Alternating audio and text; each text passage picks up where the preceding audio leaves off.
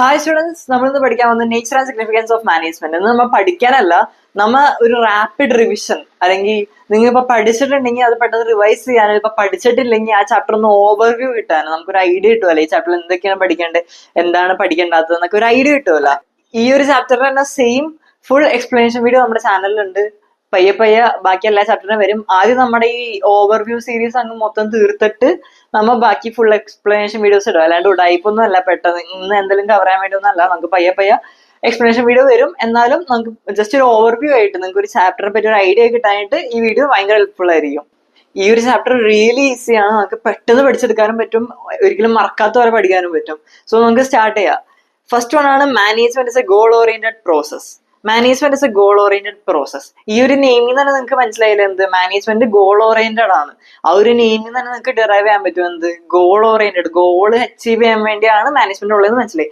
അപ്പൊ നമ്മളിപ്പോ പഠിക്കുന്നത് ക്യാരക്ടറിസ്റ്റിക്സ് ഓഫ് മാനേജ്മെന്റ് ആണ് കേട്ടോ. മാനേജ്മെന്റിന്റെ ക്യാരക്ടറിസ്റ്റിക്സ്, മാനേജ്മെന്റിന്റെ ഫീച്ചേഴ്സ് ആണ് നമ്മൾ പഠിക്കാൻ പോകുന്നത്. ഫസ്റ്റ് ഫീച്ചർ ആണ് എന്ത് management is goal oriented.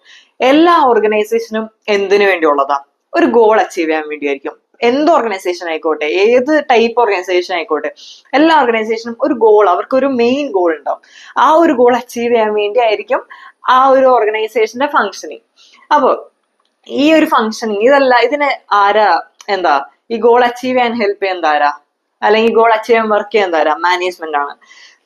An organization has a set of basic goals which are the basic reason for its existence. Management unites the efforts of different individuals in the organization towards achieving these goals. So, ഇത്ര നിങ്ങൾ മനസ്സിലാക്കിയാൽ മതി. ഒരു ഓർഗനൈസേഷനിൽ കുറെ ആൾക്കാരുണ്ടാവും. ഇവരെല്ലാവരും ഒരേ ഗോൾ അച്ചീവ് ചെയ്യാൻ വേണ്ടിയായിരിക്കും വർക്ക് ചെയ്യണേ. ഈ വർക്ക് ചെയ്യണവരുടെ എല്ലാവരുടെയും എഫേർട്സ് ഒരേ ഡയറക്ഷനിലേക്ക് കൊണ്ടുപോകുന്നത് ആരാ? മാനേജ്മെന്റ് ആണ്. അങ്ങനെ മാനേജ്മെന്റ് ഗോൾ അച്ചീവ് ചെയ്യാൻ ഹെൽപ്പ് ചെയ്യണം. സിമ്പിൾ അല്ലേ?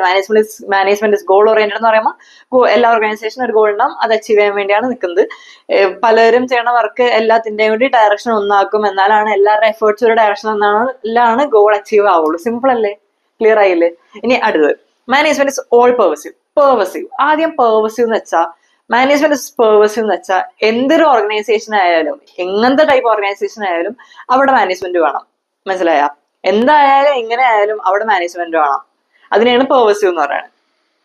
The activities involved in managing enterprise are common to all organizations, whether economic, social or political, in India or other country.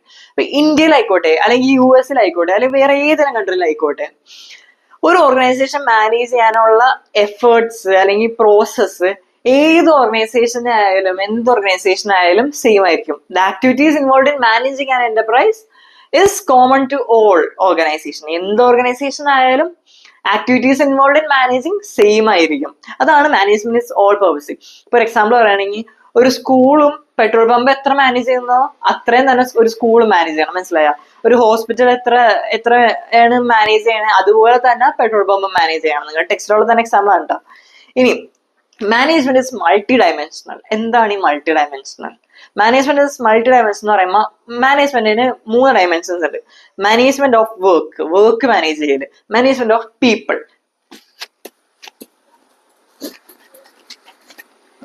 People ആൾക്കാരെ മാനേജ് ചെയ്യല്, പിന്നെ മാനേജ്മെന്റ് ഓഫ് ഓപ്പറേഷൻസ്. ഓരോ operations ഉണ്ട്. Like എന്തെങ്കിലും ഒരു ഗോളൊക്കെ അച്ചീവ് ചെയ്യാനായിട്ട് ഓരോ കാര്യങ്ങൾ, ഇപ്പൊ ഒരു പ്രൊഡക്ഷൻ ആണ് നടത്തണമെങ്കിൽ ആ ഒരു പ്രൊഡക്ഷൻ നടത്താനുള്ള ഓപ്പറേഷൻസ്, അതിനെല്ലാത്തിനുള്ള മാനേജ്മെന്റ് ഒക്കെ വേണം. ജസ്റ്റ് ഒന്ന് പറഞ്ഞുള്ളൂ. ഇനി ഡീപ്പായിട്ട് നോക്കാം. മാനേജ്മെന്റ് ഓഫ് വർക്ക് എല്ലാ ഓർഗനൈസേഷനും എന്തിനു വേണ്ടിയുള്ളത്? ഗോൾ അച്ചീവ് ചെയ്യാൻ വേണ്ടി ഉള്ളതാണ്. അപ്പൊ ഈ ഗോള് വർക്കായിട്ട് ട്രാൻസ്ലേറ്റ് ചെയ്യണ്ടേ? എന്ത് ചെയ്താലാണ് ഈ ഗോൾ അച്ചീവ് ചെയ്യാൻ പറ്റുള്ളൂ എന്ന് ട്രാൻസ്ലേറ്റ് ചെയ്യണ്ടേ? അത് ചെയ്യുന്നതാരാ? Management. Management translates works into goals, assigns means and achieves it. അപ്പൊ ഈ നമ്മൾ അച്ചീവ് ചെയ്യേണ്ട ഗോൾസ് എല്ലാം വർക്കിലേക്ക് ട്രാൻസ്ലേറ്റ് ചെയ്ത് തരും. എന്നിട്ട് ഈ ചെയ്യണ വർക്ക് ആയിക്കോട്ടെ, ആ ചെയ്യണ വർക്ക് എല്ലാം ഗോൾസ് അച്ചീവ് ചെയ്യാൻ വേണ്ടി ഡയറക്റ്റ് ചെയ്യും. ക്ലിയർ ആയില്ലേ? സിമ്പിൾ അല്ലേ? Management of people. നമ്മുടെ ഓർഗനൈസേഷനിൽ എത്ര അഡ്വാൻസ്ഡ് ആയാലും, എത്ര ഡെവലപ്ഡ് ആയാലും, ലൈക്ക് എത്ര മെഷീൻസ് വന്നാലും, എത്ര ഓട്ടോമാറ്റിക് സംഭവങ്ങൾ വന്നാലും, getting work through people is the most important function. ആൾക്കാരിൽ നിന്ന് വർക്ക് ചെയ്യിപ്പിക്കലാണ് ഏറ്റവും ഇമ്പോർട്ടൻറ്റ് ഫംഗ്ഷൻ. മനസ്സിലായില്ലേ? അപ്പൊ getting work done through people by understanding their needs and behaviour. അപ്പൊ മാനേജ്മെന്റിന്റെ ഇമ്പോർട്ടൻറ്റ് ഗോൾ എന്താ? അവിടെ ഉള്ള ആൾക്കാരുടെ ബിഹേവിയർ ഇതെല്ലാം മനസ്സിലായിക്കൊണ്ട് അവരെ വർക്ക് ചെയ്യിപ്പിക്കലാണ് എന്ത് മാനേജ്മെന്റ് ഒരു ഡയമെൻഷൻ. ഇപ്പൊ മാനേജ്മെന്റ് ഓഫ് പീപ്പിൾ ആൾക്കാരെ പറ്റി പറയണം. ആൾക്കാര് പല പല ബിഹേവിയർ ഉള്ളവരൊക്കെ ഉണ്ടാവും. ഇത് ജസ്റ്റ് ഭയങ്കര ഷോർട്ട് ആയിട്ടാണ്. ഇതൊന്നും ഒരിക്കലും നിങ്ങൾ പഠിക്കരുത്. ഇത് നിങ്ങൾക്ക് മനസ്സിലാക്കാൻ വേണ്ടി, ഇപ്പൊ നിങ്ങൾക്ക് ഈ ഒരു കൺസെപ്റ്റ് അറിയുമെങ്കിൽ നിങ്ങൾക്ക് ഈസി ആയിട്ട് എഴുതാൻ പറ്റും. അതുകൊണ്ട് വേണ്ടി ഞാൻ ചെറുതാക്കി തന്നേക്കുന്നതാണ്. നിങ്ങൾ പഠിക്കുമ്പോൾ എത്ര വലിയ കയ്യിലുണ്ടെങ്കിലും നിങ്ങൾ എപ്പോഴും പഠിക്കുമ്പോൾ ടെക്സ്റ്റ് ബുക്ക് നോക്കി പഠിക്കണം. ടെക്സ്റ്റ് ബുക്ക് ആണ് നമ്മുടെ constitution. Okay. Management of operation involves production process, flow of inputs, technology and output. അപ്പൊ ഞാൻ പറഞ്ഞ പോലെ തന്നെ എന്ത് ഓർഗനൈസേഷൻ, ഇപ്പൊ ഒരു പ്രൊഡക്ഷൻ ഓർഗനൈസേഷൻ ആണെങ്കിൽ, എന്തെങ്കിലും പ്രൊഡ്യൂസ് ചെയ്യുന്ന ഓർഗനൈസേഷൻ ആണെങ്കിൽ അവിടെ എന്താ വേണ്ടേ? റോ മെറ്റീരിയൽസ് ഇൻഫ്ലോ വേണം, അത് കൺവേർട്ട് ചെയ്യണം, അതിന് ഔട്ട്പുട്ട് ആകണം. അങ്ങനെ ഓരോ ഓപ്പറേഷൻസ് ഉണ്ട്. ഈ ഓപ്പറേഷൻസ് എല്ലാം മാനേജ് ചെയ്യുന്നത് ആരാ? മാനേജ്മെന്റ് ആണ്. ഓക്കെ. അപ്പം മാനേജ്മെന്റ് ഇസ് മൾട്ടി ഡയമെൻഷനലും കഴിഞ്ഞു. സിമ്പിൾ അല്ലേ? ഈസി അല്ലേ?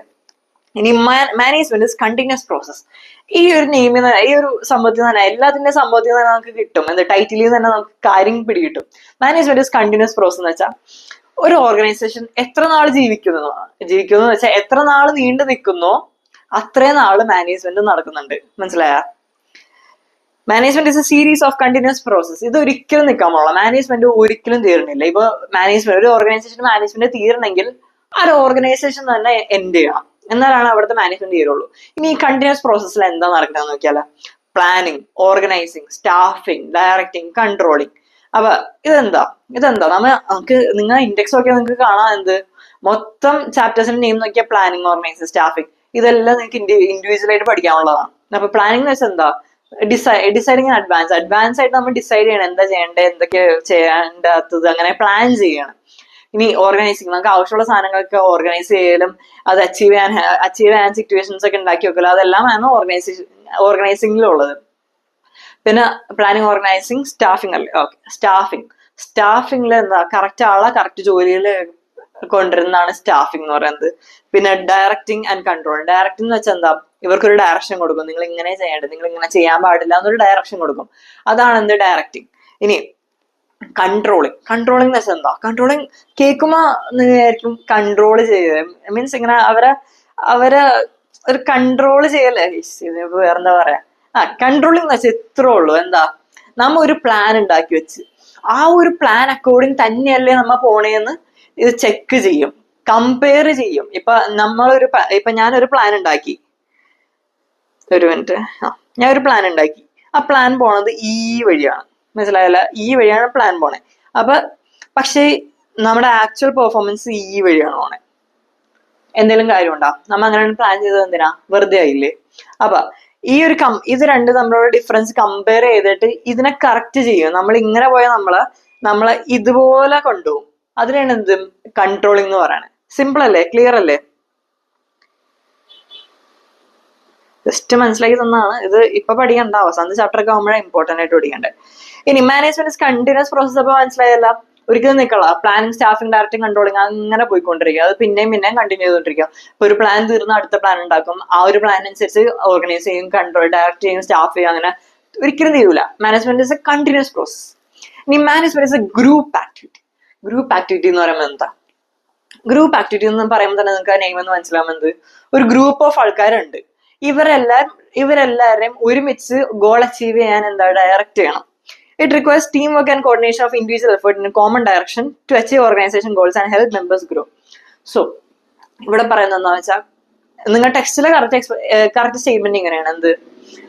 ഒരു ഗോൾ അച്ചീവ് ചെയ്യാൻ കുറെ ആൾക്കാർ വർക്ക് ചെയ്യണം. ഈ കുറെ ആൾക്കാർ വർക്ക് ചെയ്യണതിന്റെ എല്ലാത്തിനെയും ഒരു ഡയറക്ഷനിലേക്ക് അവരുടെ എഫേർട്സിനെ കൊണ്ടുപോകലാണ് മാനേജ്മെന്റ് ചെയ്യണം. മനസ്സിലായല്ല?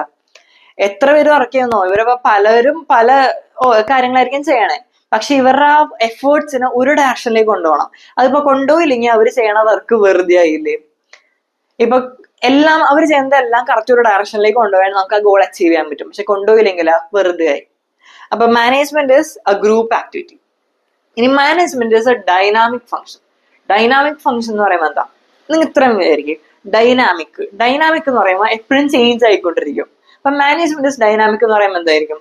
എപ്പോഴും ചേഞ്ച് ആയിക്കൊണ്ടിരിക്കും. നമ്മുടെ ഓർഗനൈസേഷൻ വർക്ക് ചെയ്യണത് എവിടെ? ഒരു സൊസൈറ്റിയിലാണ്. ആ സൊസൈറ്റിയിൽ സോഷ്യൽ, പൊളിറ്റിക്കൽ, ഇക്കണോമിക്കൽ ഫാക്ടേഴ്സ് ഒക്കെ ഉണ്ടാവും. ഈ ഫാക്ടേഴ്സ് ഒക്കെ എപ്പോഴും ചേഞ്ച് ചെയ്യൂലേ? നിങ്ങളുടെ വീടിന്റെ സറൗണ്ട് നോക്ക്. അവിടുത്തെ സോഷ്യൽ സിറ്റുവേഷൻ എപ്പോഴും ചേഞ്ച് ആവൂലേ? അവിടുത്തെ പൊളിറ്റിക്കൽ സിറ്റുവേഷൻ എപ്പോഴും ചേഞ്ച് ആവൂലേ? അപ്പൊ ഇതെല്ലാം മനസ്സിലാക്കി ഓർഗനൈസേഷൻ ചേഞ്ച് ആവണം. അപ്പൊ ഇതിനു വേണ്ടിയാണ് ആരുള്ളത്? മാനേജ്മെന്റ് ഉള്ളത്. Management is dynamic process. Management is a dynamic function.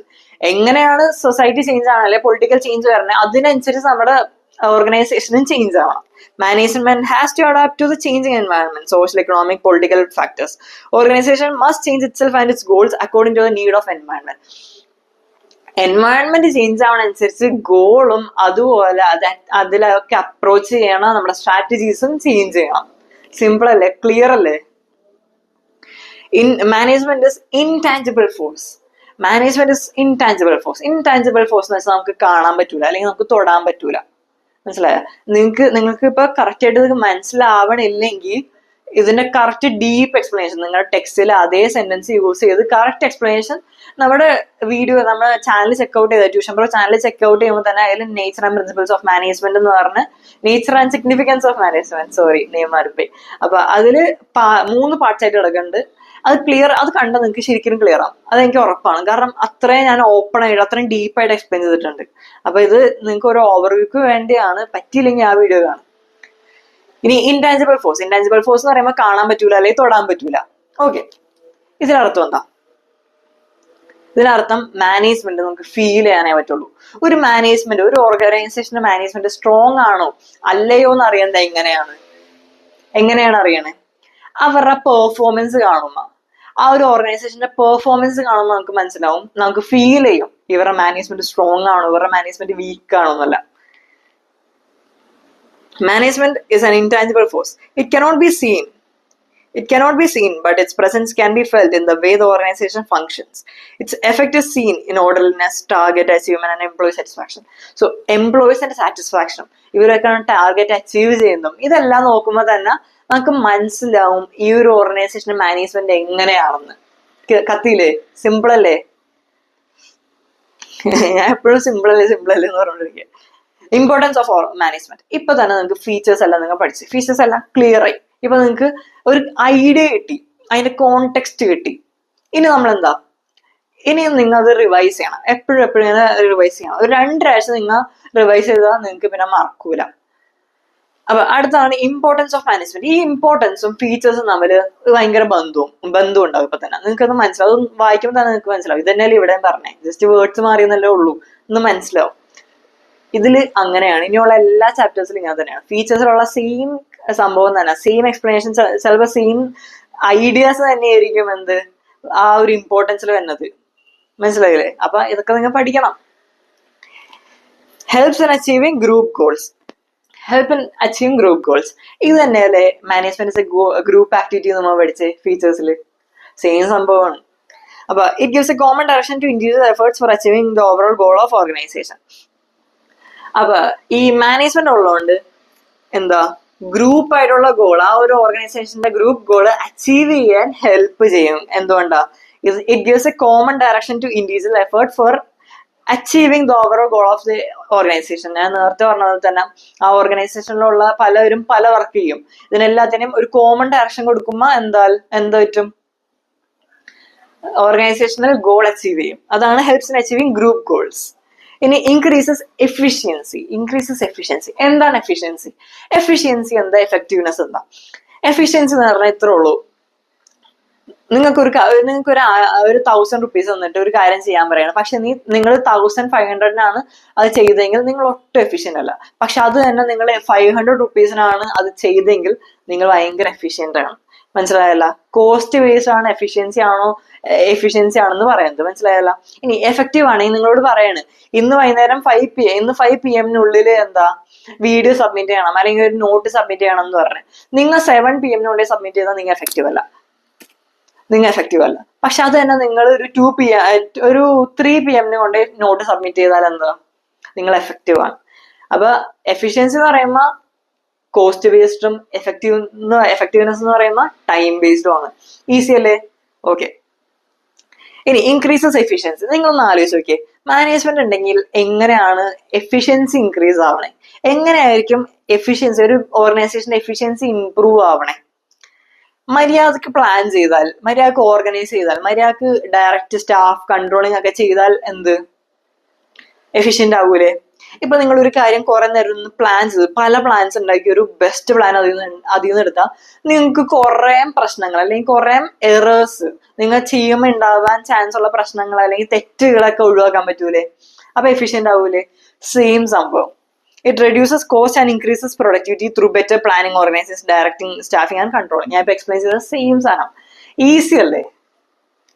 Creates dynamic organization. എന്താണ് ക്രിയേറ്റ്സ് ഡൈനാമിക് ഓർഗനൈസേഷൻ? ഞാൻ നേരത്തെ പറഞ്ഞ പോലെ തന്നെ ഡൈനാമിക് ആണ്. Helps in adapting to changing. Dynamic എന്ന് വെച്ചാൽ എപ്പോഴും ചേഞ്ച് ആവും. നമ്മുടെ കണ്ട ഫീച്ചേഴ്സിലുള്ള സെയിം സംഭവം തന്നെയല്ലേ? അപ്പൊ ഇവിടെ എന്താ പറയുക? Helps in adapting to changing environment so that the organization maintains its competitive edge. So ഇവിടെ ഇമ്പോർട്ടൻസിൽ എന്താ? മാനേജ്മെന്റ് ഡൈനാമിക് ആണ്. അതുകൊണ്ട് എന്താ? Creates a dynamic organization. അതുകൊണ്ട് എൻവയൺമെന്റ് ചേഞ്ച് ആവുന്നതനുസരിച്ച് അതിന് അക്കോർഡിംഗ്ലി അഡാപ്റ്റ് ചെയ്യാൻ ആർക്ക് പറ്റുന്നുണ്ട്? ഓർഗനൈസേഷന് പറ്റുന്നുണ്ട്. മനസ്സിലായില്ലേ? മെക്ഡൊണാൾഡ്സ് ആണെന്ന് തോന്നുന്നു, മെക്ഡി ആർന്ന അതോ KFC ആർന്ന, അവരവരുടെ ഒറിജിനൽ കൺട്രിയിൽ നിന്ന് നമ്മുടെ ഇന്ത്യയിലേക്ക് വന്നപ്പോ അവരവരുടെ റെസിപ്പി ചേഞ്ച് ചെയ്ത്. അതെന്തുകൊണ്ടാ? നമുക്ക് അവിടുത്തെ ടേസ്റ്റ് പറ്റാത്തതുകൊണ്ട് നമുക്ക് ഇവിടുത്തെ ആൾക്കാർക്ക് ഇഷ്ടപ്പെടണ പോലെ ആക്കി. അതിനെയാണ് എന്ത്? ഡൈനാമിക്. അവർ ശരിക്കുമുള്ള റെസിപ്പി അതായിരിക്കൂല, പക്ഷെ അവർ വേറൊരു അറ്റ്മോസ്ഫിയർ അല്ലെങ്കിൽ വേറൊരു എൻവയൺമെന്റിലേക്ക് വന്നപ്പോ അതിനനുസരിച്ച് ചേഞ്ച് ആയി. മനസ്സിലായല്ല? ഇപ്പൊ തന്നെ നിങ്ങൾക്ക് മനസ്സിലായില്ലേ ഡൈനാമിക് എന്താന്ന്? കംപ്ലീറ്റ്. ഇനി ലാസ്റ്റ് ആണ് importance of management. Last importance ആണ് എന്ത്? Helps in achieving personal objectives. ഇത് ഇത്രയും പറയണുള്ളൂ. നമ്മൾ ഗ്രൂപ്പ് ഗോൾസ് എല്ലാം അച്ചീവ് ചെയ്യുന്നുണ്ട്. ഈ ഗ്രൂപ്പ് ഗോൾസ് അച്ചീവ് ചെയ്യുന്ന ടൈമിൽ തന്നെ മാനേജ്മെന്റ് സ്ട്രോങ് ആണെങ്കിൽ നമ്മുടെ ആ എംപ്ലോയീസിന് അവരുടെ എന്താ പേഴ്സണൽ ഒബ്ജക്റ്റീവ്സും അച്ചീവ് ചെയ്യാൻ പറ്റും. പലവർക്കും പല റീസൺസ് ആയിരിക്കും എന്ത് ഓരോ ഓർഗനൈസേഷനിൽ ജോയിൻ ചെയ്യാൻ. ചിലപ്പോ ഒരാൾക്ക് അത് കമ്പനി കിട്ടാൻ വേണ്ടി. കമ്പനി എന്ന് വെച്ചാൽ ഇപ്പൊ ഒരു ലോൺലി ആൾക്കാണെങ്കിൽ കൂടുതൽ കുറെ പേര് വർക്ക് ചെയ്യുമ്പോൾ അവരൊക്കെ ആയിട്ട് മിങ്കിൾ ചെയ്തൊക്കെ നടക്കാലോ. ഇനി അത് തന്നെ ഒരു പുവർ ആയിട്ടുള്ള ഇപ്പൊ ഒരു എക്കണോമിക്കലി വീക്ക് ആയിട്ടുള്ള ഒരാളാണെങ്കിൽ അയാൾക്ക് അവിടെ നിന്ന് സാലറി കിട്ടാൻ വേണ്ടിയാണ്. മനസ്സിലായില്ലേ? പലവർക്കും പല ഒബ്ജക്റ്റീവ് ആയിരിക്കും. അപ്പൊ മാനേജ്മെന്റ് എന്താ? മാനേജ്മെന്റ് എന്താ ചെയ്യണേ? Management, it motivates and leads the team so that individuals achieve personal goals while contributing. Overall organisation objective achieve ചെയ്യുന്ന ടൈമിൽ തന്നെ പേഴ്സണൽ ഗോൾസ് അച്ചീവ് ചെയ്യാനും ഹെൽപ്പ് ചെയ്യും. ക്ലിയർ അല്ലേ? അപ്പൊ നമ്മുടെ ഇമ്പോർട്ടൻസ് ഓഫ് മാനേജ്മെന്റും കഴിയുന്നത്. ഡൗട്ട് ഇല്ലല്ലോ? നിങ്ങൾക്ക് എന്തെങ്കിലും ഒരു ഡൗട്ട്, എന്തെങ്കിലും ക്ലാരിറ്റി കുറവ് എവിടെയെങ്കിലും വന്ന് അപ്പൊ നിങ്ങൾക്ക് കമന്റ് ചെയ്യണം. ഞാൻ ഒന്നെങ്കിൽ കമന്റ് ചെയ്ത് തന്നെ സോൾവ് ചെയ്യാൻ നോക്കും, അല്ലെങ്കിൽ നിങ്ങൾക്ക് ഡയറക്റ്റ് ഒരു ഇൻസ്റ്റാഗ്രാമിൽ തന്നെ മെസ്സേജ് ചെയ്യാം. അപ്പൊ ഞാൻ വോയിസസ് ആയിട്ട് എന്തെങ്കിലും പറഞ്ഞുതരാം. ഇനി നമുക്ക് ഒബ്ജക്റ്റീവ്സ് ഓഫ് മാനേജ്മെന്റ് ഉണ്ട്. ഒബ്ജക്റ്റീവ്സ് എന്ന് വെച്ചാൽ എന്താ? അച്ചീവ് ചെയ്യാനുള്ള സാധനങ്ങൾ അല്ലെങ്കിൽ ഗോൾസ് ഒക്കെയാണ് ഒബ്ജക്റ്റീവ്സ് പറയുന്നത്. നമ്മുടെ മാനേജ്മെന്റിന് 3 ഒബ്ജക്റ്റീവ്സ് ആണ് ഉള്ളത്. 3 ഒബ്ജക്റ്റീവ്സ് ആണ് ഉള്ളത്. Organisational objective, social objective, personal objective. ഈ ഓർഗനൈസേഷണൽ ഒബ്ജക്റ്റീവ് എന്താ? ആ നെയിമിൽ തന്നെ എന്തോ ആണ് ഒരു ഓർഗനൈസേഷന്റെ ഒബ്ജക്റ്റീവ്. അപ്പൊ മാനേജ്മെന്റിന്റെ മെയിൻ പേർപ്പസ് തന്നെയാണ് എന്ത്? ഒരു ഓർഗനൈസേഷന്റെ ഒബ്ജക്റ്റീവ് അച്ചീവ് ചെയ്യലാണ് മാനേജ്മെന്റിന്റെ main function. Management is responsible for setting and achieving objectives for the organization. It has to achieve a variety of objectives in all areas considering the interests of stakeholders, including shareholders, employees, customers, and the government. അപ്പൊ ഒരു ഓർഗനൈസേഷന്റെ goals set ചെയ്യലും അത് achieve ചെയ്യലും ആ ഒരു function ആരുടെ? മാനേജ്മെന്റിനെയാണ്. ഇവർക്ക് കുറെ സെക്ഷൻസ് ഉണ്ടാവും. ലൈക്ക് കുറെ ഏരിയാസ് കൺസിഡർ ചെയ്യണം. കുറെ സ്റ്റേക്ക് ഹോൾഡേഴ്സ് എന്ന് പറയുമ്പോൾ ആരൊക്കെയാണ്? Share holders, employees, customers, government, ഇതെല്ലാം കൺസിഡർ ചെയ്തിട്ടാണ് ഗോൾസ് വെക്കേണ്ടതും ഗോൾസ് അച്ചീവ് ചെയ്യേണ്ടതും. The main objective of any organization should be to utilize human and material resources to the maximum possible advantage. That is to fulfill the economic objectives of above. നമ്മുടെ organisation ഒബ്ജക്റ്റീവിന്റെ കാര്യം മനസ്സിലായല്ലോ. Management ആണ് ഇവർക്ക് goal set ചെയ്യണം. ഈ goal set ചെയ്യുമ്പോൾ പല areas consider ചെയ്യണം. പിന്നെ ഈ ഒരു ഓർഗനൈസേഷന്റെ മെയിൻ ഒബ്ജക്റ്റീവ് എന്താ?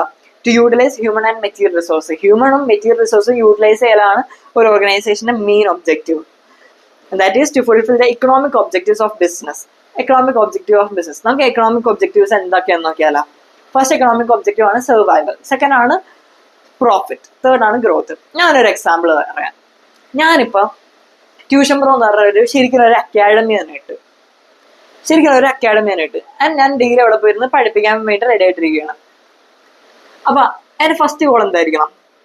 ആദ്യം ഞാൻ അക്കാഡമി ഇടാനായിട്ട് ഞാനൊരു റൂം റെന്റിന് അല്ലെങ്കിൽ റൂം വാങ്ങിച്ചിട്ടുണ്ടാവും. ആ വാങ്ങിച്ച അല്ലെങ്കിൽ റെന്റ് കൊടുക്കാനുള്ള ക്യാഷ് ഞാൻ അവിടെ നിന്ന് ജനറേറ്റ് ചെയ്യണം. കാരണം എനിക്ക് അതുകൊണ്ട് ലാഭം ഉണ്ടായില്ലെങ്കിലും നഷ്ടം ഉണ്ടാവരുത്. അതിനാണ് സർവൈവൽ എന്ന് പറയുന്നത്. നമുക്ക് വരണ കോസ്റ്റ്, നമുക്ക് ഉണ്ടാവുന്ന കോസ്റ്റ് എങ്ങനെ നമുക്ക് കവർ ചെയ്യാൻ പറ്റണം. അതാണ് നമ്മുടെ ഫസ്റ്റ് എക്കണോമിക്കൽ ഒബ്ജക്റ്റീവ്. ഇനി എന്റെ ട്യൂഷൻ ബ്രോ ഇൻസ്റ്റിറ്റ്യൂഷൻ സക്സസ് ആയി, സക്സസ് ആയി എന്ന് പറഞ്ഞാൽ നമ്മുടെ സർവൈവൽ ഗോള് കംപ്ലീറ്റ് ചെയ്തു. അടുത്ത ഗോൾ എന്താ? അടുത്തത് ഞാൻ പ്രോഫിറ്റ് ഉണ്ടാക്കണ്ടേ, എന്നാലേ എനിക്കൊരു മോട്ടിവേഷൻ ഒക്കെ ഉണ്ടാവുള്ളൂ. അടുത്താണ് പ്രോഫിറ്റ് ഉണ്ടാക്കണം. നമ്മൾ പ്രോഫിറ്റ് ഉണ്ടാക്കണം. പ്രോഫിറ്റ് ഉണ്ടാക്കല് എന്താ? പ്രോഫിറ്റ് എന്ന് വെച്ചാൽ എന്താ? നമുക്കുണ്ടായ കോസ്റ്റ് കവർ ചെയ്ത് കോസ്റ്റിനേക്കാളും കൂടുതൽ നമുക്ക് റവന്യൂ അല്ലെങ്കിൽ ഇൻകം വരുമ്പോൾ അതിനാണ് പ്രോഫിറ്റ് എന്ന് പറയുന്നത്. മിയർ സർവൈവ്, ഒരു ഓർഗനൈസേഷൻ ജസ്റ്റ് സർവൈവ് ചെയ്ത് പോയാൽ മതിയാ, നമുക്കൊരു മോട്ടിവേഷൻ ഒക്കെ വേണ്ടേ, നമുക്ക് പ്രോഫിറ്റ് വേണമല്ലോ. Management has to ensure that the organization makes a profit. Profit provides a vital incentive for the continued success operation of the enterprise. Profit is essential for cover. ഇപ്പൊ ഞാൻ എൻ്റെ ഇൻസ്റ്റിറ്റ്യൂഷൻ നടത്തുകയാണ്. അപ്പൊ ആ ഒരു ഇൻസ്റ്റിറ്റ്യൂഷനിൽ ചിലപ്പോൾ അവിടെ എന്തെങ്കിലുമൊക്കെ പ്രശ്നം വരികയാണ്. ഇപ്പൊ എന്തെങ്കിലും ഒരു പ്രശ്നം വരികയാണെങ്കിൽ എനിക്കത് കവർ ചെയ്യാനായിട്ട്, ആ ഒരു റിസ്ക് ഒക്കെ കവർ ചെയ്യാനായിട്ടൊക്കെ എന്ത് വേണം? എനിക്ക് ക്യാഷ് വേണ്ടേ? ഓക്കെ, ഇനി പ്രോഫിറ്റ് ഉണ്ടാക്കി ഞാൻ പ്രോഫിറ്റ് തിന്നിങ്ങനെ മീൻസ് പ്രോഫിറ്റ് കയ്യിൽ വെച്ച് ഇങ്ങനെ നടന്നാൽ മതിയാ? പോരാ, ഞാനത് വളർത്തണം. അടുത്ത നമ്മുടെ എക്കണോമിക് ഒബ്ജക്റ്റീവ് ആണ് ഗ്രോത്ത്. ഗ്രോത്ത് എന്ന് പറയുമ്പോൾ എന്താണ്? നിങ്ങൾ ഒന്ന് ആലോചിച്ചേ. ഗ്രോത്ത് എന്ന് പറയുമ്പോൾ ഞാൻ കഴിച്ച് വണ്ണം വെക്കലാണോ, അതോ എൻ്റെ ഇൻസ്റ്റിറ്റ്യൂഷൻ ഞാൻ കിട്ടണ പ്രോഫിറ്റ് കൊണ്ട് എൻ്റെ ഇൻസ്റ്റിറ്റ്യൂഷൻ വളർന്ന് പന്തലിപ്പിക്കലാണോ? എന്താ ചെയ്യണ്ടേ? ഗ്രോത്ത് എന്ന് പറയുമ്പോൾ ഇൻസ്റ്റിറ്റ്യൂഷൻ ഗ്രോ ചെയ്യണം. A business need to add to its prospects in the long run. For this, it is important for the business to grow. Growth of a business can be measured in terms of sales volume. അപ്പൊ growth എന്ന് പറയുമ്പോൾ ഒരു long റണ്ണില് ഒരു business അവർ expand ചെയ്യണം. അവരുടെ growth എങ്ങനെ മനസ്സിലാവും? ഇപ്പൊ എന്റെ ട്യൂഷൻ പ്രോ ഇൻസ്റ്റിറ്റ്യൂഷന്റെ ഗ്രോത്ത് എങ്ങനെ മനസ്സിലാവും? എന്റെ സബ്സ്ക്രൈബർ കൗണ്ട്, അല്ലെങ്കിൽ എന്റെ അക്കാഡമിയിൽ അഡ്മിഷൻ എടുക്കുന്ന ആൾക്കാരുടെ നമ്പർ നോക്കുമ്പോൾ എന്റെ ഇൻസ്റ്റിറ്റ്യൂഷന്റെ ഗ്രോത്ത് നിങ്ങൾക്ക് മനസ്സിലാവും. Okay, Our growth of a business can be measured in terms of sales volume, increase in number of employees, number of product order. So, increase in capital investment. Capital investment ഒക്കെ എന്താ? Capital investment എന്ന് പറയുമ്പോൾ long run, ഞാൻ institution ഇട്ട് അപ്പൊ ആദ്യമൊക്കെ ഞാൻ just അവരുടെ അടുത്ത് പോയി എന്ന് ബുക്കിൽ വരച്ചൊക്കെയാണ് പഠിപ്പിച്ചത്. പക്ഷെ ലോങ് റണ്ണിൽ ഞാൻ ഗ്രോത്തിന് വേണ്ടി എന്താ ചെയ്യണ്ടേ? ഞാനൊരു സ്മാർട്ട് സ്ക്രീനൊക്കെ വാങ്ങിച്ച് സെറ്റ് ചെയ്ത് അവിടെ നിന്ന് പഠിച്ച് ഒരു ഫുൾ സ്പീക്കറൊക്കെ വെച്ച് മൈക്കൊക്കെ വെച്ച് എല്ലാവർക്കും കേൾക്കണ പോലെയൊക്കെ ആക്കുമ്പോൾ, പിന്നെ ആ ഒരു പഠിക്കാനുള്ള ഒരു എൻവയൺമെന്റ് ഒക്കെ ഉണ്ടാക്കുമ്പോൾ അവിടെ എന്താ ഗ്രോത്ത് വരെയാണ്. മനസ്സിലായല്ലോ? അവിടെ ഇൻവെസ്റ്റ്മെന്റ് കൂടി. മനസ്സിലായോ? അപ്പൊ ഗ്രോത്തും കഴിഞ്ഞു. ഇനി അടുത്താണ് സോഷ്യൽ ഒബ്ജക്റ്റീവ്. സോഷ്യൽ ഒബ്ജക്റ്റീവ് എന്ന് നിങ്ങൾ പലയിടത്തും കേട്ടിട്ടുണ്ടാവും. അപ്പൊ എന്താണ് social objective? It involves a creation of benefit for society. ഇതിലെന്താ? സൊസൈറ്റിക്ക് ഒരു ബെനിഫിറ്റ് ഉണ്ടാക്കലാണ് നടക്കണേ. Every organisation has a social obligation to fulfil. This includes using environmental friendly methods, giving employment opportunities. So social objectives എന്ന് പറഞ്ഞാൽ എന്താ? Creation of benefit for society. സൊസൈറ്റിക്ക് നമ്മുടെ ബിസിനസ് ഒരു ബെനിഫിറ്റ് ഉണ്ടാക്കി കൊടുക്കലാണ് സോഷ്യൽ ഒബ്ജക്റ്റീവ്. എവറി ഓർഗനൈസേഷൻ എല്ലാ ഓർഗനൈസേഷനും ഒരു സോഷ്യൽ ഒബ്ലിഗേഷൻ ഉണ്ട്. എന്ത്? This includes using environment. ഈ എൻവയൺമെന്റ് ആയിട്ട് ഫ്രണ്ട്ലി ആയിട്ടുള്ള സാധനങ്ങൾ യൂസ് ചെയ്യല്, പിന്നെ വീക്കർ സെക്ഷൻസിന് എന്താ ജോലി കൊടുക്കല്, എംപ്ലോയ്മെന്റ് കൊടുക്കല്, ഇതെല്ലാം ഒരു സോഷ്യൽ ഒബ്ലിഗേഷൻ ആണ്. അപ്പൊ ഈ സോഷ്യൽ ഒബ്ജക്റ്റീവ്സ് അച്ചീവ് ചെയ്യും വേണം. അപ്പൊ ഫസ്റ്റ് ഒബ്ജക്റ്റീവ് എന്തായിരുന്നു? Organisation objective. ഓർഗനൈസേഷണൽ ഒബ്ജക്റ്റീവ് കഴിഞ്ഞാൽ പിന്നെന്താ? Social objective. തേർഡ് വൺ എന്തായിരിക്കും? Personal objectives. Organizations are made up of people who have different needs.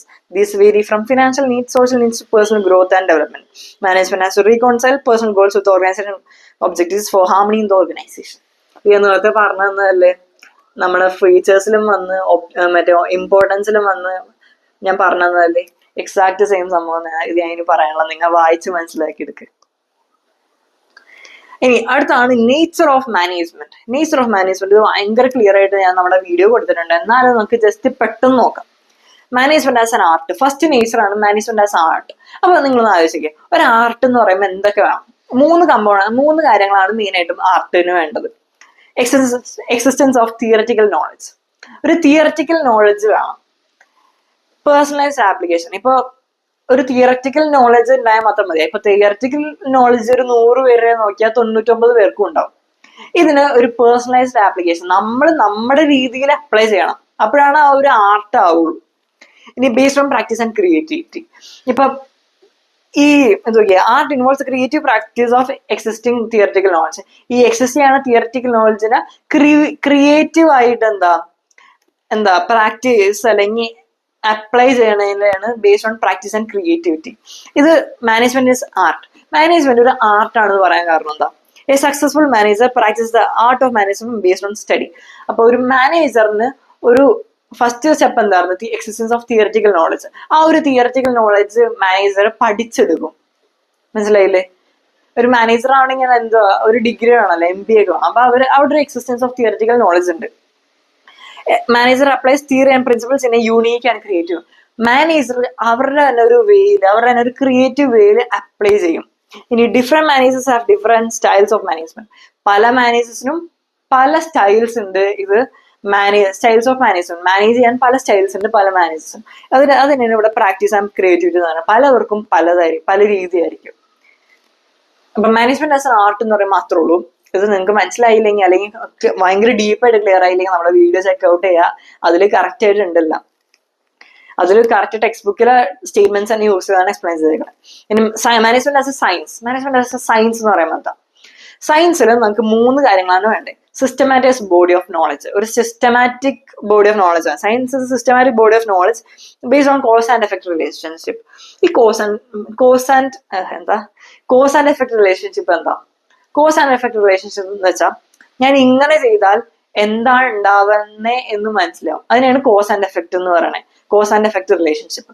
ഞാനിപ്പോ ഈ ഒരു പെൻ താഴെ ഇട്ടാൽ ഈ ഒരു പെൻ പൊട്ടും. അതിനാണ് കോസും എഫക്റ്റും. അപ്പൊ ഈ സയൻസ് കാരണം നമുക്കൊരു സയൻസിൽ ഒരു കോസ് ആൻഡ് എഫക്ട് ബേസ്ഡ് ആണ് systematic body of knowledge. Principles based on experimentation developed through observation. ഈ സയൻസിലെ പ്രിൻസിപ്പിൾസ് ഇല്ലേ, എക്സ്പെരിമെന്റേഷനിൽ കൂടെ ഉണ്ടാക്കിയ പ്രിൻസിപ്പിൾസ് ആണ്. ഡെവലപ്ഡ് ത്രൂ ഒബ്സർവേഷൻ, ഇതെല്ലാം ഒബ്സർവേഷനും ടെസ്റ്റ് ചെയ്യുന്നതാണ്. Repeated experimentation. ഓക്കെ, ഒരു പ്രിൻസിപ്പിൾ ഡെവലപ്പ് ചെയ്യണമെങ്കിൽ സയൻസിൽ എന്താ കുറെ ഇങ്ങനെ ഒബ്സർവ് ചെയ്ത് പല ടെസ്റ്റുകൾ റിപ്പീറ്റഡ്ലി നടത്തിയിട്ടാണ് ഒരു പ്രിൻസിപ്പിൾ ഡെവലപ്പ് ചെയ്യണേ. അപ്പൊ അത് തന്നെ ഇവിടെ പറയണേ പ്രിൻസിപ്പിൾസ് ബേസ്ഡ് ഓൺ എക്സ്പെരിമെന്റേഷൻ. അടുത്താണ് യൂണിവേഴ്സൽ വാലിഡിറ്റി. ഇപ്പൊ scientific principles have universal validity and application. Scientific principles ഇവിടെ വേണമെങ്കിൽ അപ്ലൈ ചെയ്യാം. ഇപ്പൊ ഇന്ത്യയിൽ അപ്ലൈ ചെയ്യാം, US അപ്ലൈ ചെയ്യാം, എവിടെ വേണമെങ്കിലും അപ്ലൈ ചെയ്യാം. അത് ഞാനൊരു കൺട്രി സ്പെസിഫിക് ഗ്യാങ് ഇപ്പോഴാണ് എനിക്ക് പറയാൻ വെച്ച ഒരു എക്സാമ്പിൾ ആണ് കിട്ടിയത്. So discipline. നിങ്ങൾ ആ ഡിസിപ്ലിൻ എന്ന് പറയുന്ന സംഭവം ഒന്ന് ആലോചിച്ച് നോക്കിയേ. ഡിസിപ്ലിൻ സ്കൂളിൽ സ്റ്റുഡൻസ് എന്താ റൂൾസ് ഫോളോ ചെയ്യും. ഓഫീസിൽ അതുപോലെ തന്നെ എന്താ അവിടുത്തെ റൂൾസ് ഫോളോ ചെയ്യും. ഹോസ്പിറ്റൽസ് ആലോചിക്കുക, അവിടെ പ്രൊസീജറും ഷെഡ്യൂൾസും ഫോളോ ചെയ്യും. അപ്പൊ ഡിസിപ്ലിൻ തന്നെ പല സ്ഥലത്തും അപ്ലൈഡ് ആണ്. ഇതെല്ലാം ഇതിനൊരു യൂണിവേഴ്സൽ വാലിഡിറ്റിയില്ലേ. ഇതുപോലെ നമ്മുടെ സയന്റിഫിക് പ്രിൻസിപ്പിൾസിനും യൂണിവേഴ്സൽ വാലിഡ് ആണ്. എവിടെ വേണേലും എന്തിൽ വേണേലും അപ്ലൈ ചെയ്യാൻ പറ്റും. മാനേജ്മെന്റ് അപ്പൊ നോക്കിയേ, മാനേജ്മെന്റ് സയൻസ്. മാനേജ്മെന്റ് അപ്പൊ ആർട്ടാണെന്ന് മനസ്സിലാവും നമുക്ക്. കാരണം ആ മൂന്ന് ഫീച്ചേഴ്സ്, ആർട്ടിലെ 3 ഫീച്ചേഴ്സ് മാനേജ്മെന്റിൽ ഉണ്ട്. അപ്പൊ സയൻസിന്റെ കേസിൽ നമ്മൾ 3 പ്രിൻസിപ്പിൾസിന്റെ കാര്യം പറഞ്ഞു. ഇനി അത് മാനേജ്മെന്റിൽ ഉണ്ടോ എന്ന് നോക്കിയാലോ. It has A systematic body of knowledge. നമ്മുടെ മാനേജ്മെന്റിലും ഒരു സിസ്റ്റമാറ്റിക് ബോഡി ഓഫ് അല്ലെങ്കിൽ സിസ്റ്റമാറ്റൈസ്ഡ് ബോഡി ഓഫ് നോളജ് ഉണ്ട്. ഇനി principles have evolve through observation. നമ്മുടെ മാനേജ്മെന്റിലെ പ്രിൻസിപ്പിൾസും നിങ്ങൾ കുറച്ച് പ്രിൻസിപ്പിൾസ് ഒക്കെ ഇപ്പൊ തന്നെ പഠിക്കും. ഫയോളും അങ്ങനെ കുറെ പ്രിൻസിപ്പിൾസ് ഒക്കെ ഇപ്പൊ തന്നെ പഠിക്കും. ഈ പ്രിൻസിപ്പിൾസും എന്താണ് ഒബ്സർവ് ചെയ്ത് റിപ്പീറ്റഡ്ലി എക്സ്പെരിമെന്റ് ഒക്കെ ചെയ്തിട്ടാണ് ഡെവലപ്പ് ചെയ്തത്. അപ്പൊ മാനേജ്മെന്റും സയൻസ് ആയില്ലേ? ആയി. ഇനി യൂണിവേഴ്സൽ വാലിഡിറ്റി ആണ് നമ്മുടെ ലാസ്റ്റ് പോയിന്റ്. അതന്നെ ഇവിടെ നോക്കിയാൽ principles are not universal, they have to be modified according to. പക്ഷെ മാനേജ്മെന്റിൽ പ്രിൻസിപ്പിൾസ് യൂണിവേഴ്സൽ അല്ല. അവർക്ക് ഓരോ സിറ്റുവേഷൻ അനുസരിച്ച് ചേഞ്ച് ചെയ്യേണ്ടി വരും. അവർക്ക് ഓരോ സിറ്റുവേഷൻ. അപ്പൊ മാനേജ്മെന്റ് ഇസ് എ സയൻസ് എന്ന് വെച്ചാൽ ആണെന്ന് പറയാം, പക്ഷെ നോട്ട് എ സയൻസ്. അപ്പൊ അടുത്തതാണ് നമ്മുടെ management as profession. Characteristics of A profession. അത് തന്നെ നമുക്ക് മാനേജ്മെന്റ് പ്രൊഫഷൻ ആണോ എന്ന് അറിയണമെങ്കിൽ ആദ്യം പ്രൊഫഷന്റെ ക്യാരക്ടറിസ്റ്റിക്സ് അറിയണ്ടേ. നമ്മ ഇത്രയേരം സയൻസിന്റെയും ആർട്ടിന്റെ ഒക്കെ ക്യാരക്ടറിസ്റ്റിക്സ് അറിയുന്ന പോലെ പ്രൊഫഷന്റെയും അറിയണം. ഫസ്റ്റ് വൺ ആണ് well defined body of knowledge. എന്താ പ്രൊഫഷനിൽ ഒരു well defined body of knowledge. നിങ്ങൾ അന്ന് ആലോചിച്ച് നോക്കിയേ, നമ്മുടെ മാനേജ്മെന്റിൽ അതില്ലേ? ഉണ്ട്. ഇനി റെസ്ട്രിക്റ്റഡ് എൻട്രി, മാനേജ്മെന്റിൽ റെസ്ട്രിക്റ്റഡ് എൻട്രി ഉണ്ടോ നോക്കിയേ. നോ റെസ്ട്രിക്ഷൻ ഓൺ എൻട്രി, ആർക്ക് വേണേലും ഒരു കമ്പനിയുടെ മാനേജർ ആവാൻ പറ്റും. ഇപ്പൊ ഒരു ബന്ധുവില്ലാത്ത ആളാണ് ഒരു കമ്പനിയുടെ ഓണർ എങ്കിൽ അയാൾക്ക് തന്നെ സ്വന്തം മാനേജ് ചെയ്യാനൊക്കെ പറ്റും. ഈ പ്രൊഫഷണൽ അസോസിയേഷൻ, പ്രൊഫഷനില് പ്രൊഫഷണൽ അസോസിയേഷൻസ് ഉണ്ട്, അവരുടെ ജോലി ചെയ്യണവർ തമ്മിലൊരു അസോസിയേഷൻ ഉണ്ട്. അതുപോലെ നമ്മുടെ മാനേജേഴ്സിനും ഇല്ലേ associations exist, but membership is not compulsory. Association ഒക്കെ ഉണ്ട്, പക്ഷെ മെമ്പർഷിപ്പ് കമ്പൽസറി അല്ല. ഇനി ethical code of conduct, basic purpose to help organisation achieve its goal and service motive ആണ് പ്രൊഫഷൻ. നമ്മുടെ മാനേജ്മെന്റിലോ basic purpose to help organisation achieve its goal and serve society. അപ്പൊ ഇതെല്ലാം കണ്ടിട്ട് നിങ്ങൾക്ക് എന്ത് തോന്നുന്നു? മാനേജ്മെന്റ് സയൻസ് ആണോ, ആർട്ടാണോ, പ്രൊഫഷൻ ആണോ? എന്ത് തോന്നുന്നു? കമന്റ് ചെയ്യൂ. അപ്പൊ ഇത്രയും ക്ലിയർ ആയില്ലേ? ക്ലിയർ ആയിട്ടില്ലെങ്കിൽ ഈ ഒരു നേച്ചർ ഓഫ് മാനേജ്മെന്റിന്റെ പാർട്ട് ടൈം ഇല്ലാണ്ട് മര്യാദക്ക് എക്സ്പ്ലെയിൻ ചെയ്യാൻ പറ്റൂല. അപ്പൊ ഇതിന്റെ കറക്റ്റ് എക്സ്പ്ലെയിൻഡ് വീഡിയോ ഉണ്ട്, അത് ചെക്ക് ചെയ്യുക, ഞാൻ പറയാനില്ല. അപ്പൊ നേച്ചർ ഓഫ് മാനേജ്മെന്റ് നമ്മുടെ കഴിഞ്ഞു. അടുത്താണ് functions of management. Functions of management ഞാൻ നേരത്തെ പറഞ്ഞതാണ്. എന്ത് പ്ലാനിങ് എന്ന് പറയുമ്പോൾ നേരത്തെ deciding in advance what to do, how to do, when to do, അങ്ങനെയൊക്കെ ഡിസൈഡ് ചെയ്യലാണ് എന്ത് പ്ലാനിങ്. നേരത്തെ ഡിസൈഡ് ചെയ്ത് വെക്കും. It involve setting goals and deciding the best course of action. ഇപ്പൊ പ്ലാനിങ്ങിൽ തന്നെ ഗോൾസ് ഡിസൈഡ് ചെയ്യലും അത് എങ്ങനെ അച്ചീവ് ചെയ്യുമെന്ന് ഒരു ബെസ്റ്റ് ഡിസിഷൻ എടുക്കും.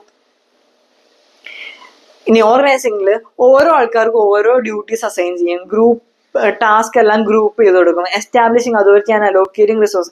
ഇനി ആരോടാ റിപ്പോർട്ട് ചെയ്യേണ്ടത്, ആരോടാ റിപ്പോർട്ട് ചെയ്യേണ്ടാത്തതെന്നൊക്കെ പറഞ്ഞു കൊടുക്കും.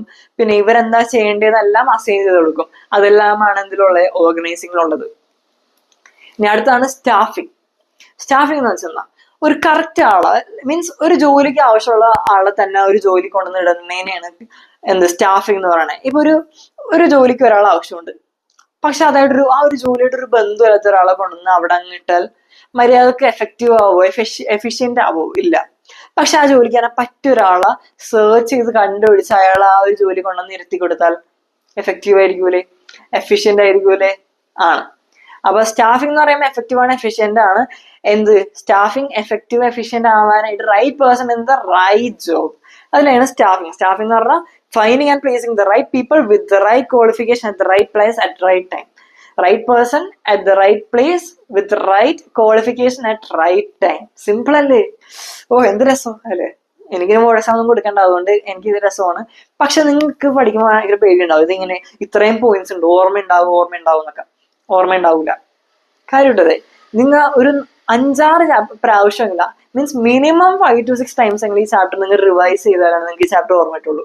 കാരണം ഇതുപോലെ ഓരോ പോയിന്റ്സ് എല്ലാ ചാപ്റ്ററിലും ഉണ്ട്. ഇതെല്ലാം നമ്മളൊരു ബന്ധവും ഉണ്ടാവും, ഒരു റിലേഷനും ഉണ്ടാവും.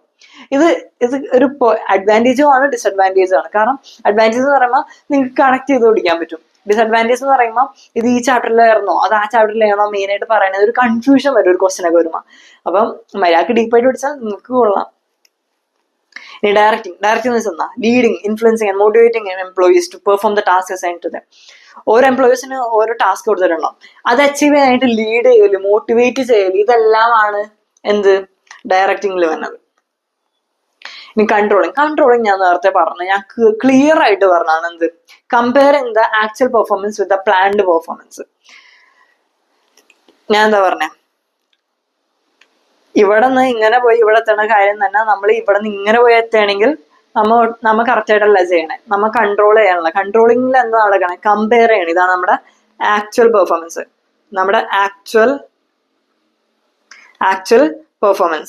പെർഫോമൻസും ഇത് പ്ലാൻഡ് പെർഫോമൻസും ഇത് നമ്മളുള്ള ഡിഫറൻസ് ആണ് ഈ കാണുന്നത്. അപ്പൊ കമ്പയറിങ്, ഇത് രണ്ടും കമ്പയർ ചെയ്യുമ്പോൾ നമുക്ക് മനസ്സിലാവും എവിടെയാണ് തെറ്റിയെ, എന്താണ് ഇനി ചെയ്യേണ്ടതൊക്കെ മനസ്സിലാവും. അങ്ങനെ അതൊക്കെ കമ്പയർ ചെയ്യുമ്പോൾ നമുക്ക് റൈറ്റ് പ്ലാൻഡ് പെർഫോമൻസിലേക്ക് തിരിച്ചെത്താൻ പറ്റും. അപ്പൊ തിരിച്ചമ്മ ഇങ്ങോട്ട് തന്നെ ഇങ്ങനെ ചെയ്യും. ഇതാണ് കൺട്രോളിങ്. ആ ഒരു ചാപ്റ്ററിൽ കുറെ സ്റ്റെപ്സ് ഒക്കെ ഉണ്ട്, അതൊക്കെ പഠിക്കുമ്പോൾ ഭയങ്കര ക്ലിയർ ആവും. ഞാനത് പഠിപ്പിച്ചു തരാം. അപ്പൊ എല്ലാവരും ചാനൽ സബ്സ്ക്രൈബ് ചെയ്യുക. ഇനി ലാസ്റ്റ് ഒരു ടോപ്പിക് കൂടി ഉണ്ട്, അത് പറഞ്ഞുതരാം. ഓക്കെ, നമുക്കിനി ലെവൽസ് ഓഫ് മാനേജ്മെന്റ് നോക്കാം. ലെവൽസ് ഓഫ് മാനേജ്മെന്റ് ഞാൻ പഠിപ്പിച്ചിട്ടുണ്ട കാര്യമുണ്ടോ? നിങ്ങൾക്ക് തന്നെ അറിഞ്ഞോട്ട് ഒരു ഓർഗനൈസേഷനിൽ ടോപ്പ് ലെവൽ മാനേജ്മെന്റ് ഉണ്ട്, മിഡിൽ ലെവൽ മാനേജ്മെന്റ് ഉണ്ട്, അത് കഴിഞ്ഞിട്ട് സൂപ്പർവൈസറി ലെവൽ മാനേജ്മെന്റ് ഉണ്ട്, അങ്ങനെ അതൊക്കെ നിങ്ങൾക്ക് അറിഞ്ഞൂടെ? ഞാൻ പഠിപ്പിച്ചു തരേണ്ട കാര്യമുണ്ടോ? ഉണ്ട്. നിങ്ങൾക്ക് ഇതെല്ലാം അറിയായിരിക്കും. പക്ഷെ നിങ്ങൾക്ക് ഒരു പേപ്പർ വന്നിട്ട് ഇത് മൊത്തം ഇതിനെപ്പറ്റി കുറച്ചൊന്നും ഒരു 6 സെന്റൻസ് എഴുതാൻ പറ, നിങ്ങൾക്ക് ഒന്നും എഴുതാൻ കിട്ടൂല. നിങ്ങൾക്ക് വേറെ തള്ളിയൊക്കെ വെക്കാൻ പറ്റും, പക്ഷെ നിങ്ങൾക്ക് ഒരു കറക്റ്റ് റൈറ്റ് ആൻസർ ഉണ്ടാവില്ല. അപ്പൊ നിങ്ങൾ ഇതെല്ലാം പഠിക്കണം. സോ ഫസ്റ്റ് ടോപ്പ് മാനേജ്മെന്റ് എന്ന് പറയുമ്പോൾ ആരൊക്കെയാണ് ആദ്യം പഠിക്കണം? Consists of senior most executives like chairman, CEO, COO, president, vice presidents, etc. അപ്പൊ ടോപ്പ് മാനേജ്മെന്റിൽ ആരൊക്കെയുള്ള? ചെയർമാൻ, സിഇഒ, COO, പിന്നെ ആരാ? വൈസ് പ്രസിഡന്റ്, ഇവരൊക്കെയാണ് ഉള്ളത്.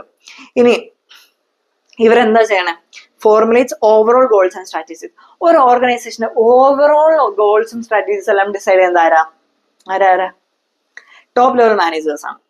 ഇനി responsible for welfare and survival. ഒരു ഓർഗനൈസേഷന്റെ വെൽഫെയറും അവരുടെ സർവൈവലും ആരെ ഡിപ്പെൻഡ് ചെയ്യണേ? ആ ടോപ്പ് ലെവൽ മാനേജേഴ്സിനെ ഡിപ്പെൻഡ് ചെയ്യണം. ഇനി അനലൈസ് ദ എൻവയോൺമെന്റ്. ഇവരാണ് എന്ത്? എൻവയോൺമെന്റ്, ആ ഒരു ഓർഗനൈസേഷൻ വർക്ക് ചെയ്യണ എൻവയോൺമെന്റ് എല്ലാം അനലൈസ് ചെയ്യാനും അതിന്റെ ഇംപ്ലിക്കേഷൻസ് ഓരോ, ഇപ്പൊ ഞാൻ പറഞ്ഞില്ലേ കോസ് ആൻഡ് എഫക്ട് റിലേഷൻഷിപ്പ് ഒക്കെ കണ്ടുപിടിക്കല്ലോ. ലൈക്ക് ഈ ഒരു കാര്യം ഇവിടെ ചെയ്താൽ ഇവിടെ എന്ത് പറ്റും, എന്തായിരിക്കും ഇതിന്റെ എഫക്റ്റ്, എന്ത് ശരിയാവോ തെറ്റാവോ എന്നെല്ലാം മനസ്സിലേക്ക് അനലൈസ് ചെയ്യല ആരാ? ടോപ്പ് മാനേജേഴ്സ് ആണ്. ഇവരുടെ ജോബ് കോംപ്ലക്സ് ആണ്, സ്ട്രെസ്ഫുൾ ആണ്, ആൻഡ് ഡിമാൻഡിങ്. അവരുടെ ജോബ് ഭയങ്കര കോംപ്ലക്സ് ആണ്, സ്ട്രെസ്ഫുൾ ഒക്കെയാണ്. ഇനി മിഡിൽ മാനേജ്മെന്റ് എന്ന് പറയുമ്പോൾ നിങ്ങൾക്ക് അറിയാം എന്ത്? ടോപ്പ് ലെവൽ മാനേജ്മെന്റിന്റെയും സൂപ്പർവൈസറി ലെവൽ മാനേജ്മെന്റ് അല്ലെങ്കിൽ ഓപ്പറേഷണൽ ലെവൽ മാനേജ്മെന്റിന്റെ മോളുള്ളവരാണ് മിഡിൽ ലെവൽ മാനേജേഴ്സ്. ഈ മിഡിൽ ലെവൽ മാനേജേഴ്സ് ആരുടെ സുപ്പീരിയറാ? സൂപ്പർവൈസറി ലെവൽ മാനേജ്മെന്റിന്റെ അവരുടെ സുപ്പീരിയർ ആണ് ആര്? Middle level management. പക്ഷെ ഈ ടോപ്പ് ലെവൽ മാനേജ്മെന്റിന്റെ ആരാണ് ഇവര്? Subordinates. The link between top and lower level managers, example division heads, production managers. Implementation and controls. അപ്പൊ മിഡിൽ മാനേജ്മെന്റ് ആണ് ലിങ്ക് ബിറ്റ്വീൻ ടോപ്പ് ലെവൽ മാനേജ്മെന്റും സൂപ്പർവൈസറിലെ. ടോപ്പിലുള്ള മാനേജ്മെന്റും ഏറ്റവും അടിയിലുള്ള മാനേജ്മെന്റും തമ്മിലുള്ള ലിങ്ക് ആരാണ്? മിഡിൽ ലെവൽ മാനേജ്മെന്റ് ആണ്. ഈ ഇംപ്ലിമേഷൻ ആൻഡ് കൺട്രോൾസ് പ്ലാനോ ഇവരാണ് എന്ത്? ഇംപ്ലിമെന്റിങ് ചെയ്യുന്നത് കൺട്രോൾ പ്ലാൻസ് ഒക്കെ. ഈ ടോപ്പ് മാനേജ്മെന്റ് പ്ലാൻ ഉണ്ടാക്കും, സ്ട്രാറ്റജീസ് ഉണ്ടാക്കും എന്നൊക്കെ ഞാൻ പറഞ്ഞു. ഇതെല്ലാം ഇംപ്ലിമെന്റ് ചെയ്യുന്നതാരാ? ഇതെല്ലാം കൺട്രോൾ ചെയ്യുന്നത്, ഇതെല്ലാം ചെക്ക് ചെയ്യുന്നതാരാ? ടോപ്പ് മാനേജേഴ്സ് ഇതൊക്കെ ഉണ്ടാക്കി വെക്കും, പക്ഷെ അവര് ഇത് ഫോളോ ചെയ്യേണ്ടതെന്ന് നോക്കിയെന്ന് വരില്ല. പക്ഷെ മിഡിൽ ലെവൽ മാനേജ്മെന്റിന്റെ ഡ്യൂട്ടിയാണ് ഇവരെ ഫോളോ ചെയ്യേണ്ടതെന്ന് നോക്കല്.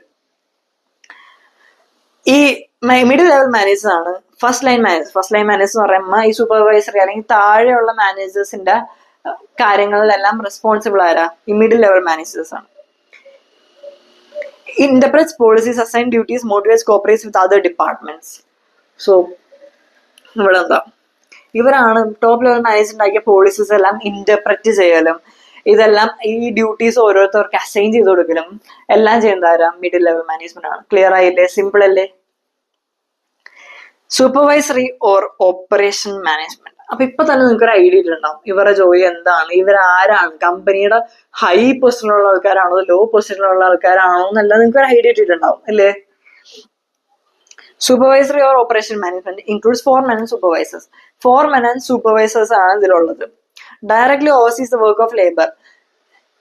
ഒരു ഓർഗനൈസേഷനിൽ ശരിക്കും പണിയെടുക്കുന്നവരുണ്ടാവില്ല, ശരിക്കും ഫിസിക്കൽ വർക്ക് ചെയ്യണവര്, ഇവരായിട്ട് ഡയറക്റ്റ് കോണ്ടാക്ട് ഉള്ളവരാണ് ആര്? ഈ സൂപ്പർവൈസറി മാനേജ്മെന്റ്. ഇനി ഇവരെന്താ? Directly oversee the work of labour. ഈ ശരിക്കും വർക്ക് ചെയ്യണവരെ ഡയറക്ട്ലി സൂപ്പർവൈസ് ചെയ്യുന്നത് ആരാ? Supervisory managers. Authority and responsibility are limited as per plans. ഇവരുടെ അതോറിറ്റിയും റെസ്പോൺസിബിലിറ്റി എല്ലാം ലിമിറ്റഡ് ആണ് ബേസ്ഡ് ഓൺ ദ പ്ലാൻ.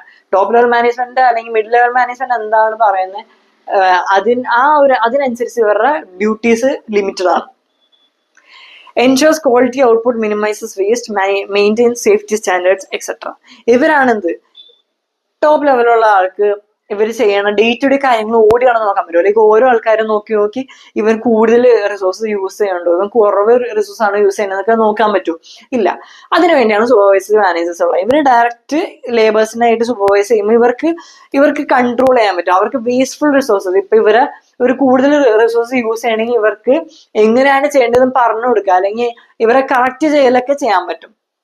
അപ്പൊ എൻഷുവേഴ്സ് ക്വാളിറ്റി ഔട്ട്പുട്ട്. ഇവരാണ് എന്ത്? ക്വാളിറ്റി ഔട്ട്പുട്ട് എൻഷുർ ചെയ്യലും വേസ്റ്റേജ് മിനിമൈസ് ചെയ്യലും സേഫ്റ്റി സ്റ്റാൻഡേർഡ്സ് എല്ലാം മെയിൻറ്റെയിൻ ചെയ്യലാരാ? Supervisory management. കംപ്ലീറ്റ് ആയി. സിമ്പിൾ അല്ലേ ചാപ്റ്റർ? ഭയങ്കര ഈസിയല്ല. ഇനി ഒരു ടോപ്പിക് കൂടി ഉണ്ട്, കോർഡിനേഷൻ.